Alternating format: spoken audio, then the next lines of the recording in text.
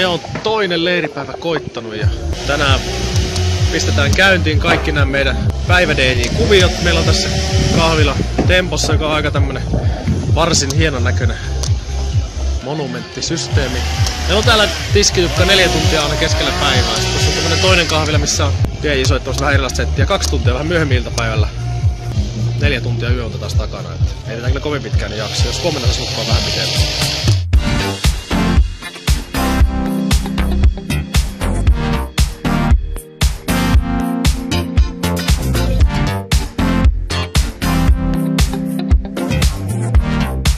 Soolossa alkaa olla setit kunnossa. Tehtiin pöytä jätessäkeistä niin kuin aina yleensä. Se on tässä vanhalla kunnon Raffun lavalla, missä on aika monet bileet pidetty aikoina. Täällä soitetaan indie ja hipsteri musaa. DJ on aina 2 tuntia 1–3 joka päivä. Tämä se on partioleirillä oleminen yhtä palavereissa juoksemista näköjään.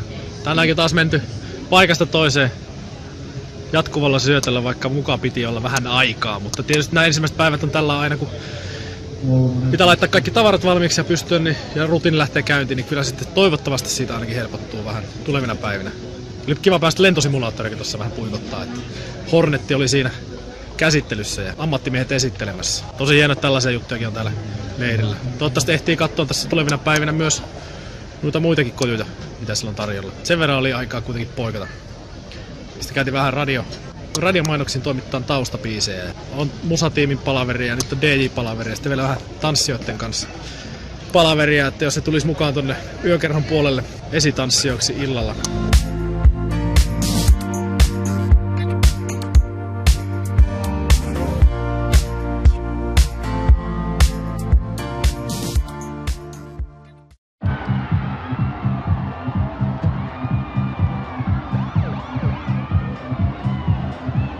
Nyt kävellään tässä TJH Kaseskan poikien kanssa.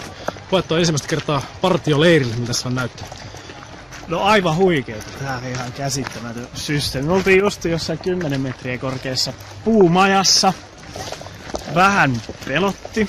Ja mut ehjänä ollaan edelleen. Ja nyt olisi tarkoitus vähän haukkaa jotain iltapalaa ennen kuin mennään sit soittelemaan. Juha pääsi soittaa vähän housea siinä. Joo, mä soitin siinä tunnin setin ja se oli oikein kiva. Sitten vähän lisää musaa. Missä mennään? Kyllä, juuri näin. Club Encore. Club Encore, joo kyllä. Sinne. Virallinen avajaisilta. Aika kovat odotukset tälle. Kyllä, se tulee varmasti huikea ilta. Ihan varmasti.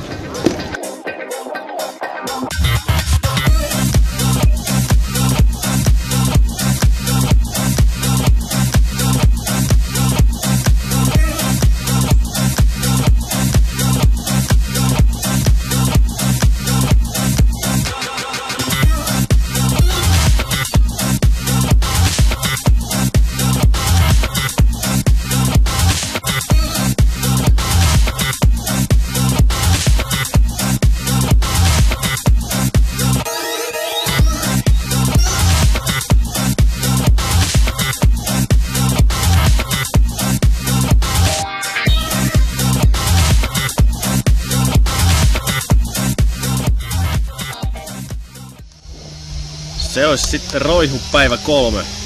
Meikäläinen sai nukkua aamulla pitkään.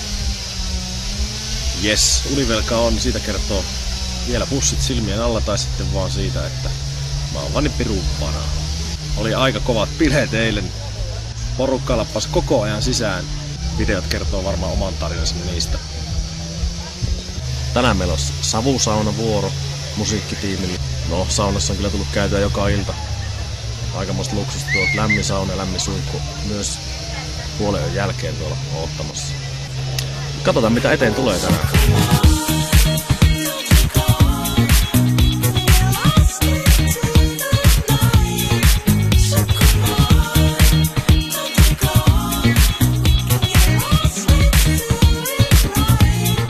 Savusaunassa käyty nyt.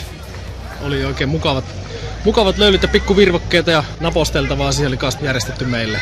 Kävin tuossa aiemmin päivällä. Kattelin Keitaan tarjolla. Eli Keitassa on semmonen K18 paikka, missä aikuiset pääsee vähän virkistäytyä ja tekee vähän aikuisten juttuja. Siellä on kaikenlaista. videosta voitte katsoa lisää.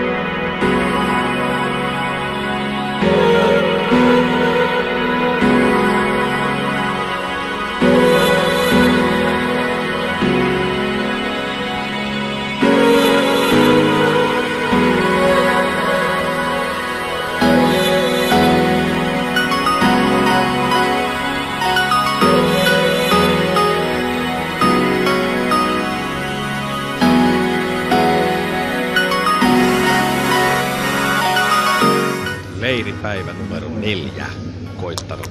Hienot setit oli taas eilen yökerhossa. Siinä saatiin meidän sveitsiläinen Joe Mark isolle lavalle elämänsä ensimmäistä kertaa. Ja hyvin veti nuori kaveri siinä. Tuossa yökahvelissa meikäläisellä jotain tosi maagista. Noin 50-100 metriä ennen itse paikkaa, kun siinä alkaa valot näkymään ja musiikki kuulumaan vähän paremmin. Ja siellä on meiningit käynnissä. Ja sitten siellä itse paikan päällä, kun katselee niitä nuoria siinä eturivissä, hypitään musiikin tahtiin hypyhuulilla. Näkee sen ilon ja innostuksen niistä nuorista ja miksi tietysti vanhemmistakin. Se saa kyllä niin leveyden aina itselle päälle. Kokee siinä, että nyt on tekemässä jotain tosi tärkeää. Aamupalalla käytiin koko yhteisohjelmatiimin kanssa tilausravintola Chez Stilhessä ja aika muikeet setit siitä saatiin, pekonia ja munakokkelia niin kuin kuvasta näkyy. Siellä lähti mukavasti päivä käyntiin. Muuten onkin tämän viikonlopun aika yrittänyt ainakin rauhoittaa itselle. Siellä perhe tulee tänään paikalle. Muuta itsekin tonne perheleiri riehuun. Katsellaan vähän hommaa sellaisesta perspektiivistä sitten jatkossa. Kohta onkin siellä kotiväki saapumassa paikalle, niin pitää lähteä heitä vastaan.